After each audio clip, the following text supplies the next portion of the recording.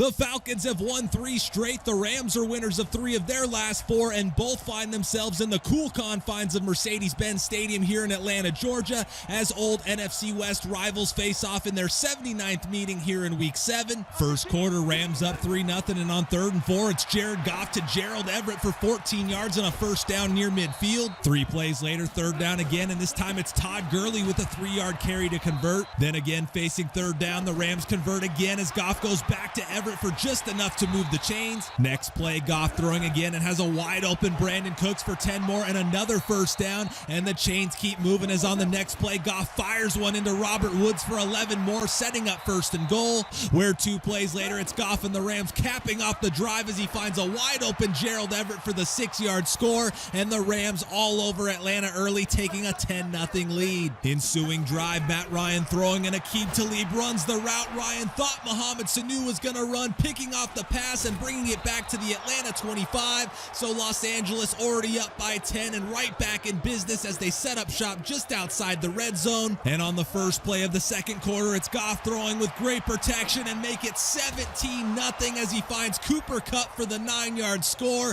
and the defending NFC champs looking for the route early on here in Atlanta. Just before half now, 17-3 the score, and out of the 2-minute warning, it's Goff firing over the middle to Brandon Cooks for 18 yards and a first down. Then facing a 3rd and 5, Goff throwing again, but his pass is off the mark, incomplete, which brings out Greg Zuerlein, who's good from 44 yards out to push the Rams lead back to 17. Falcons desperately need points before half, and on 3rd and 8, they keep their drive alive as Ryan finds Mohamed Sanu over the middle for 11. Then out of the timeout, chalk up 16 more as Ryan fires to Julio Jones, and Atlanta enters enemy territory, where on the next play, it's Ryan throwing again, and he just gets the pass away and finds a wide open Devontae Freeman, who has a red carpet to the end zone, and a big touchdown before half as the 46-yard score makes it 20-10 as we head into the break. Atlanta gets the ball to start the 3rd, and on their first play, it's Ryan to Julio Jones for 16 yards to start the drive. 3 plays later, 1st and 10, and it's Ryan dropping way back in the pocket before finding Devontae Freeman, who has a ton of room, picking up 14 more into LA territory. Then 2 plays later, it's Ryan throwing again and floating one deep downfield to a wide open Julio Jones, who makes the catch for a 28-yard score,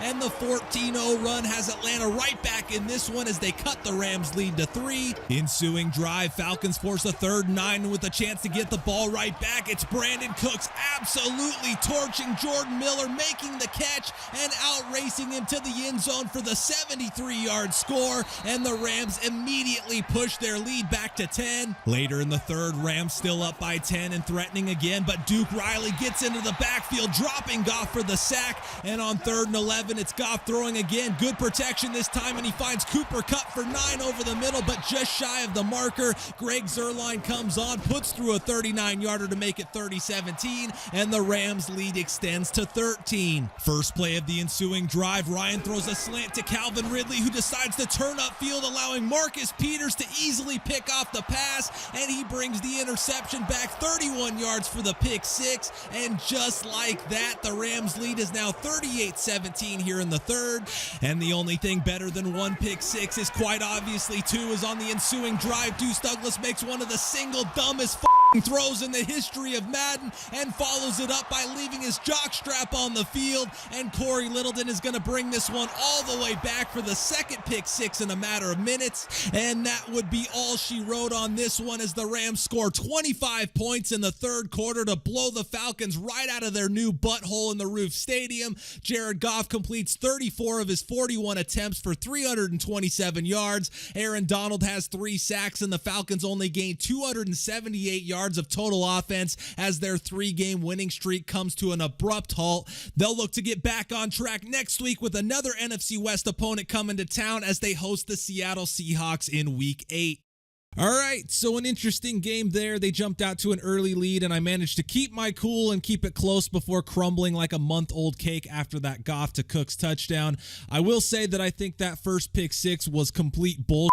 though. I was throwing a slant RPO and my receiver just decided to head upfield for no reason. And then the second one, that was strictly an awful decision that there's really no excuse for. But I knew it was going to be a tough game, and you can't make those kind of mistakes and expect to win the game. So we're on to the next one and putting that one in the rear view. Getting into team stuff, we did suffer a significant injury in that game as Grady Jarrett, our defensive tackle, went down with a dislocated elbow, and he's going to be out for 6 weeks. We're not going to make any roster moves at this time, and I'm probably just going to move Adrian Claiborne inside, but this is a tough injury to have because he's one of our better defensive players and leaves us really weak up front, which isn't going to help with our defensive woes at all. Moving along to some scouting though, no new stories or tweets this week, so it's just a look at the draft board additions where we have Pat Williams, a right outside linebacker out of Cal, who is a second-round projection in true talent, and then Isaac Meadows, a fourth-round projected tight end, also from the Pac-12 and UCLA, who is a third-round true talent. Only one player to negotiate with this week, and it's tight end Logan Paulson, who we withdrew negotiations with. He's old, not very good, and rarely ever sees the field, so upgrading or at least getting younger at this spot shouldn't be very difficult to do, so it's an easy decision to move on from him moving forward. Player upgrades this week focus on the beefcakes up front and two of our focus players, starting with rookie Chris Lindstrom, who hits a 73 overall as he goes up 1 in pass block power and run block, and then +2 in run block power. Then going up to a 69 overall is our right tackle Caleb McGarry, who sees 3 attribute upgrades this week, which includes a +1 to awareness and run block finesse,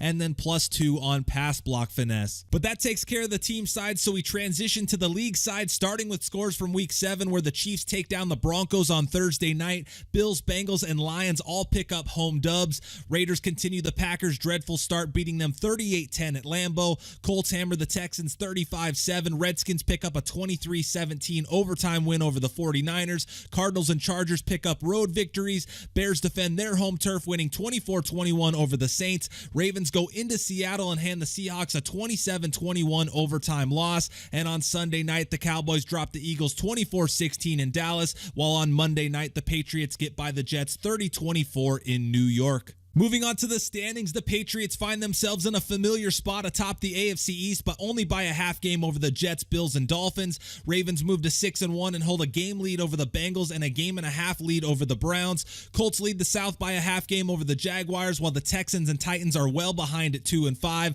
Similar story in the West, with the Chiefs and Chargers atop the West at 5-2, while the Broncos and Raiders both sit behind under 500. On the NFC side, the Cowboys are 5-2 and have the best record in the conference and lead the East. Lions and Bears are tied at 4-2 atop the North. Bucks had the week off and continue to lead our division at 4-2. Then out west, the Rams win over us, puts them in first place, while the Seahawks and Cardinals are now tied for second at 3-4, and the 49ers sit in last at 2-4. Ravens dual threat quarterback Lamar Jackson is your Week 7 AFC Offensive Player of the Week. Jackson completed 26 of his 32 attempts for 309 yards and 3 touchdowns, while also adding 31 yards on the ground rushing as the Ravens went to Seattle and came away with a 27-21 overtime win. On the NFC side, it was fellow dual threat first rounder and rookie Kyler Murray taking home his first Offensive Player of the Week award. Murray was efficient and effective, completing 19 of his 23 attempts for 253 yards and 3 touchdowns, which was good for a near perfect 152 passer rating.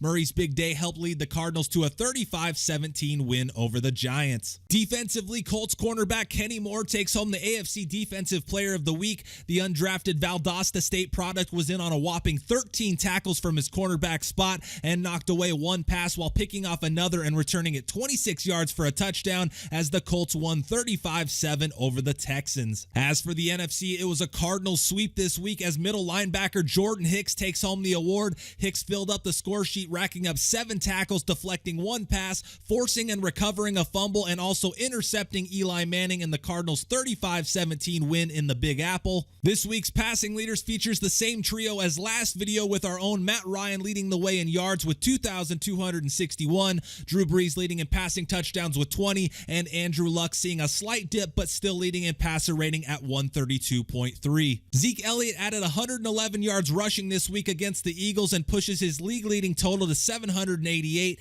Teammate Alfred Morris has also taken the top spot in rushing touchdowns with 6 on the year, and despite being blown out, we were able to keep Todd Gurley in check, lowering his yards per carry mark from 6.4 to 5.9, which is still good for the league lead. The receiving leaders still look very much the same, with Julio Jones' 49 receptions and 926 receiving yards holding the top spot, while division rival Michael Thomas puts up 2 more touchdown catches this week, giving him a league-leading 8 on the year. A 19-tackle performance against the Rams gives Deion Jones a league-leading 90 combined tackles on the year. Chris Jones moves into a tie with Cam Jordan for the league lead in sacks and appears with the leaders this week, and Adoree Jackson continues to lead the way in interceptions, along with Chargers safety Derwin James, who both have 3 on the year. Wrapping up here with a look at next week's schedule, it's Redskins at Vikings on Thursday night. We kick off Sunday's action as we host the Seahawks. Bucks travel to Tennessee while Arizona heads to New Orleans. Bengals at Rams, Jets at Jaguars, and Eagles at Bills. 5-2 Chargers at the 4-2 Bears. Giants take their 1-6 record to Detroit. Raiders at Texans, Panthers at Niners, and a good game between the 4-2 Browns and the 4-3 Patriots in New England. Broncos at Colts. Then on Sunday night, it's the 5-2 Chiefs hosting the 1-6 Packers. And on Monday night, it's the 1-5 Steelers hosting the 3-3 Dolphins. Meanwhile, both of the conference's top teams in Baltimore and Dallas have the week off. So another video and another fat L ends our winning streak and brings us back to reality. Next video, we face Russell Wilson and the Seahawks, who are coming in at 3-4, which is the same record as us. So another big game, as 3-5 is not where you want to be at the halfway point of the season. And we're going to be looking to be a little less reckless, aka stupid, next video, and hopefully come away with a dub. Hope you guys enjoyed the video and everything that it contained, but that's going to do it here. And until next time, have a great day and